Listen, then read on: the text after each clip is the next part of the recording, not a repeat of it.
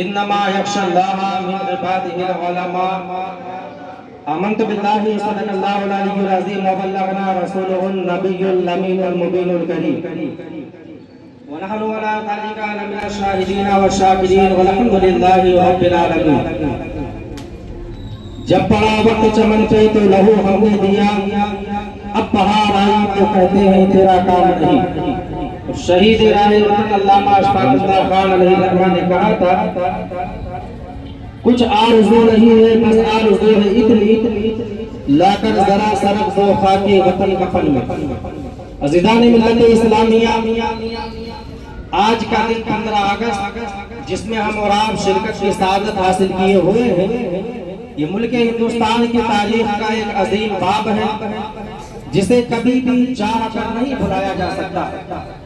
ہمارے بزرگوں نے، ہمارے اکابرین نے آزادی کی جو چنگاری 1857 کے غدر میں لگائی تھی، اس چنگاری ایک شعلہ بڑھ کے جب بھڑکتی ہے آزادی کی شکل میں، وہ ہمیں اور آپ کو 15 اگست 1947 کو حاصل ہوئی.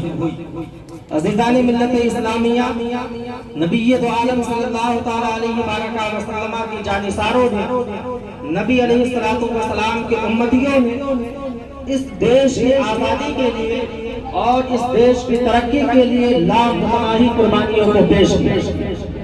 آج سوال یہ پیدا ہوتا ہے کہ صحیح معلوم ہے کیا آج کا انسان آزاد ہے؟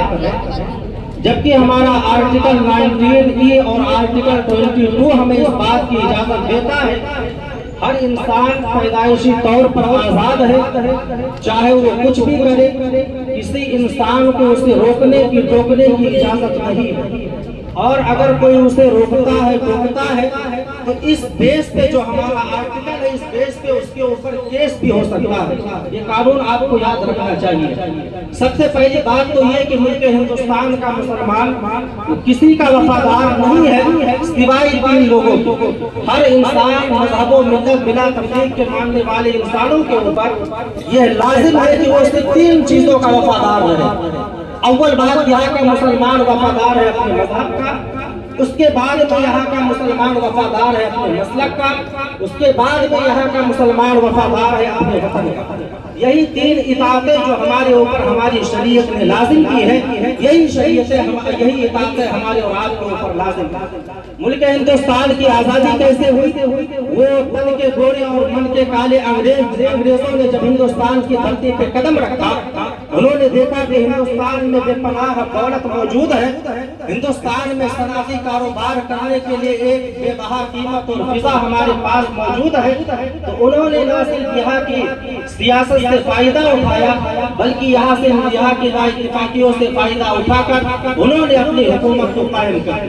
سب سے پہلے جنگ جو انہوں نے لڑی تھی، جو نواب سراج الدولہ جو بنگال کے نواب تھے، پلاسی کی جنگ میں جب انہوں نے اپنے آپ کو دیکھا کہ ہماری فوج بڑی کم ہے انگریزوں نے، تو انہوں نے نواب سراج الدولہ کا ایک وزیر تھا جسے جعفر کہا جاتا تھا، اس جعفر کو اپنے ساتھ ملایا اور ملا کر کے سب سے پہلے جنگ انہوں نے بنگال میں جیتی. اور جیتنے کے بعد میں ان کے اندر ایک جنون اور جذبہ پیدا ہوا کہ اب ہم بھی ملک ہندوستان پر اپنی حکومت قائم کریں گے. جب انہیں پوری طرح سے ملک ہندوستان پر انہوں نے تسلط حاصل کر لیا تو اب باری آتی ہے ہمارے مجاہدین جنگ آزادی کی، جنہوں نے اس دیش کی قربانی کے لیے، اس دیش کی آزادی کے لیے اپنی مقدس جانوں کو قربان کیا. انہیں میں ایک نام آتا ہے اشفاق اللہ خان شہید کا، جو فیض آباد کے رہنے والے تھے. یہی اشفاق اللہ خان ہے. ابتدائی طور پر آپ مدرسے میں آپ نے تعلیم حاصل کی. تعلیم حاصل کرنے کے بعد میں جب آپ کو پتا چلا کہ ہمارے ملک کے اوپر انگریز قابض ہے، انہوں نے ہمارے ملک پہ ناجائز قبضہ کیا ہوا ہے، تو انہوں نے پھر کیا کہا اشفاق اللہ خان نے؟ انہوں نے جا کر کے رام پرساد کسن سے ملاقات کی اور کاکوری کا جو ٹرین حادثہ ہوا تھا انہی کے جانب منسوب کیا جاتا ہے.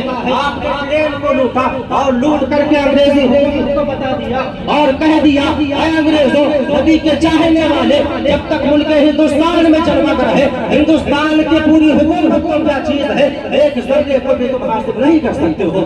ہمارے اکابرین نے اس ملک ہندوستان کی آزادی میں اپنی مقدس جانوں کو قربان کیا. علامہ فضل حق خیرآبادی علیہ الرحمہ نے کہا تھا میں تو جا رہا ہوں دنیا سے لیکن جب میرا ملک ہندوستان آزاد ہو جائے تو میری قبر پہ آنا اور مجھ سے کہہ دینا کہ فضل حق تمہارا ملک آزاد ہو چکا ہے, تب جا کر کے میری روح کو سکون ملے گا. علامہ کفایت علی کافی علیہ الرحمہ نے خوشی خوشی دیش کے لیے اپنی قربانیوں کو, اپنی جان کو قربان کر دیا. ہمارے اکابرین نے اس ملک کی آزادی کے لیے اپنی جانوں کو قربان کیا.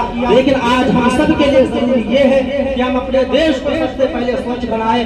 آج ہم یہ وعدہ کرتے ہیں ہم اپنے دیش کو سوچھ بھی بنائیں گے, ہم اپنے دیش کو صاف ستھرا بھی رکھیں گے, ہم اپنے دیش کو شکشت بھی بنائیں گے اور ہم اپنے دیش کو شکتیشالی بھی بنائیں گے. اور ہم نے اپنے ماضی میں کارنامے کر کے دکھائے ہیں. حضرات حاضر ہیں, ملک کے گوشے گوشے میں آپ دین کا کام کریں گے اور اپنی سنیت کا کام کریں گے. کہیں بھی رہنا اپنے دیش کو پہلے, اپنی شریعت کو پہلے رکھنا. اللہ تبارک و تعالیٰ کی بارگاہ میں دعا ہے اللہ ہم سب کو ان باتوں پر عمل کرنے کی توفیق عطا فرمائے. استغفر اللہ ربی من کل ذنب و اتوب الیہ.